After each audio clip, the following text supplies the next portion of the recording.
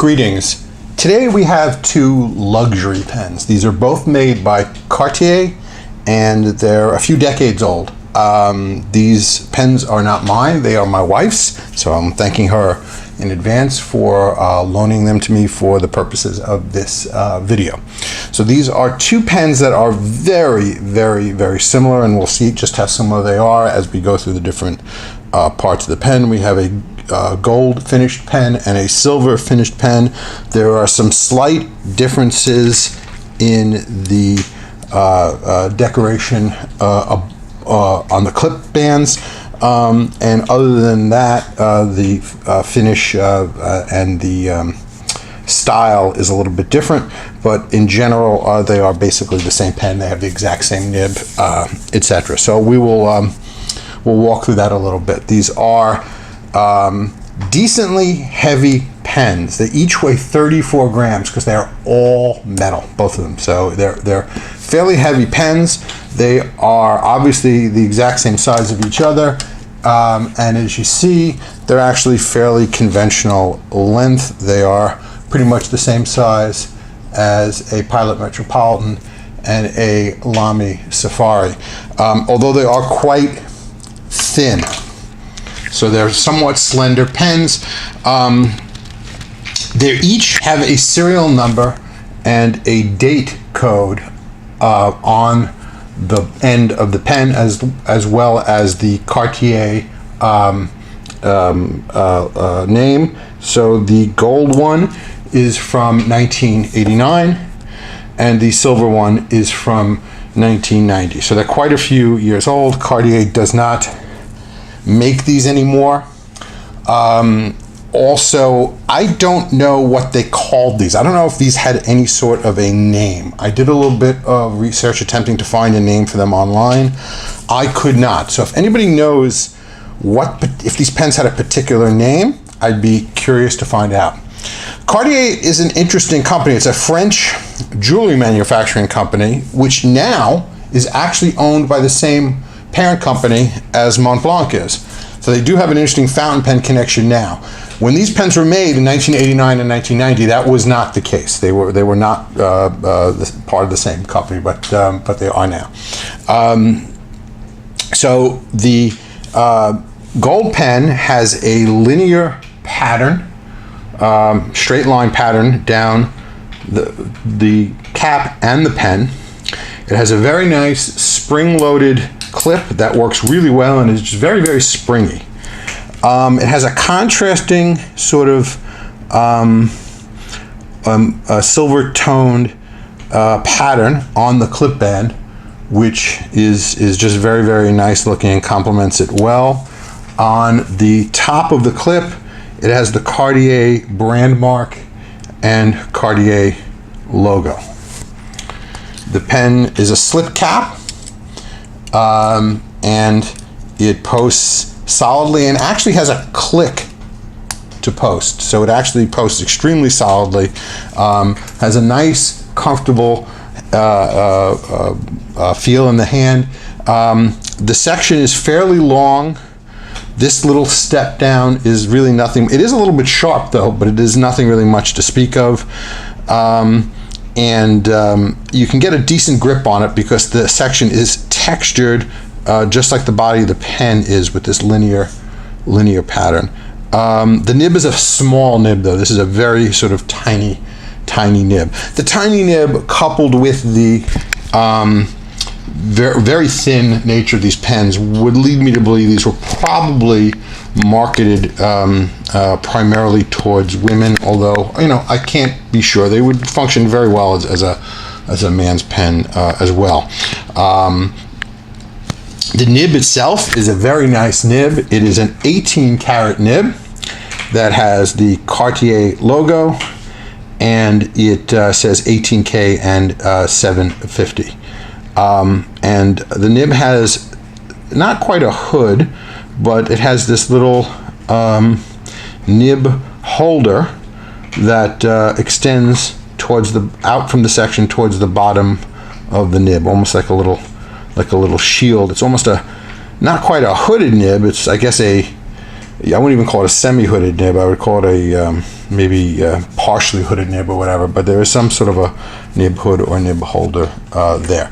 The silver pen, believe it or not, has the exact same nib and section even. So the exact same coloring on the section. So it's a gold tone section on the silver pen, exact same nib, etc. It's possible that this is a Franken pen, that the section and the body were not original and it was combined from another pen. Anything is possible. These are both medium nibs. My wife purchased these sort of new old stock. She got them not that long ago, but they were unused, and this one in fact still has the M sticker for medium on the pen. The silver pen, like I said, is pretty much the same as the gold pen. It has the same style, very nice springy clip. It has this really nice textured pattern going up and down.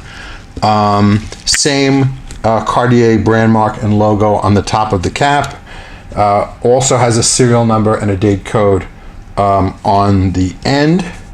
And it has this nice sort of gold braid around the clip band, which looks very, very nice. So I think stylistically, both these pens are really, really attractive. My wife writes with both of these quite a bit and really likes them a lot.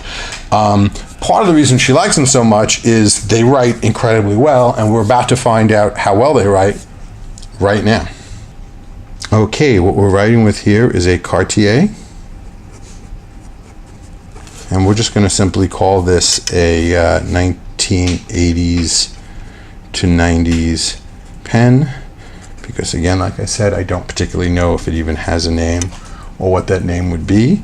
And this is a 18 karat medium nib, and it's decently fine for medium nib. So I'd say this is more like an Asian fine pen, an Asian medium than a European medium, although this is from a French company. It's possible that nibs were made elsewhere. Again, I don't know the origins of these outside of where they're from. But this pen writes very, very, very smooth. There's virtually no feedback. If you like your feedback kept to a minimum, this is a fantastic pen, because there's really almost no feedback going on here. It's incredibly smooth. I'd almost say silky. In fact, that's probably what my wife likes about these. She's a big fan of minimal amounts of feedback. She likes her pen smooth, and this certainly is smooth as well. The nib is fairly much on the stiff side. You can coax like this microscopic amount of line variation out of it, but again, not much at all. But again, it's just incredibly smooth, incredibly silky, and just really writes phenomenal. These were not cheap pens probably when they were new. They sell for a few $100s even now, and I don't know what they cost new, but they were probably quite expensive.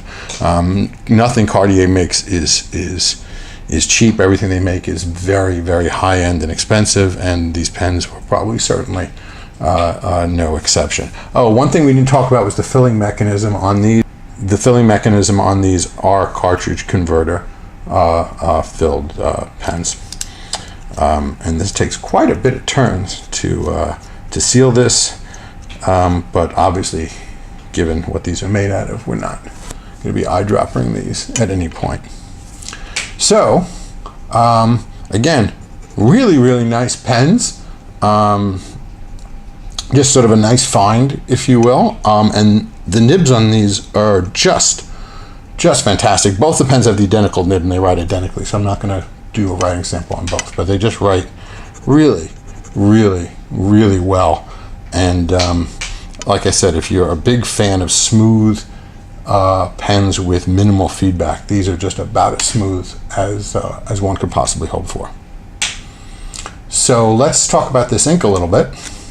Okay, let's talk about this ink that we're writing with here today. This is Montblanc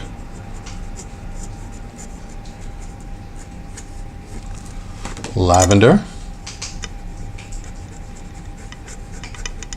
Purple. This is a very, very dark purple. So this is a very nice contrasty dark purple, and as you might expect from a Montblanc ink, it's a very, very well behaved, sort of safe ink. Like most Montblanc colors, it's a fairly conservative color. You're not going to get much in the way of shading or anything like that with this ink, but it has really, really nice flow. A good safe ink to put into, pens that you're maybe a little bit worried about. So if you had, say, a vintage sac filler or a piston fill pen, that's not the easiest pen in the world to clean, etc. Most of these Montblanc inks, like Waterman inks and etc., are generally fairly safe to use.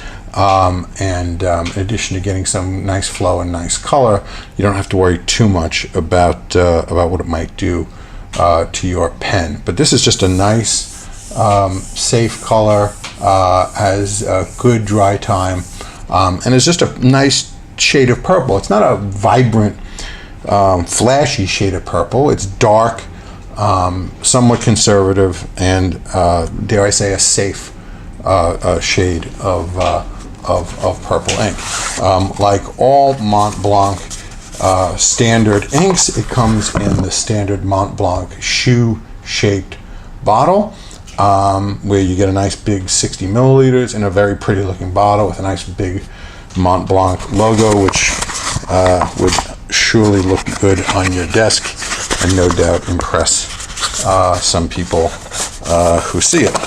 So that's about it for this video today. I hope you enjoyed seeing some of these somewhat vintage Cartier pens. As always, if you like this video, please subscribe. If you have any comments, questions, or suggestions, please let me know. And until next time, bye-bye.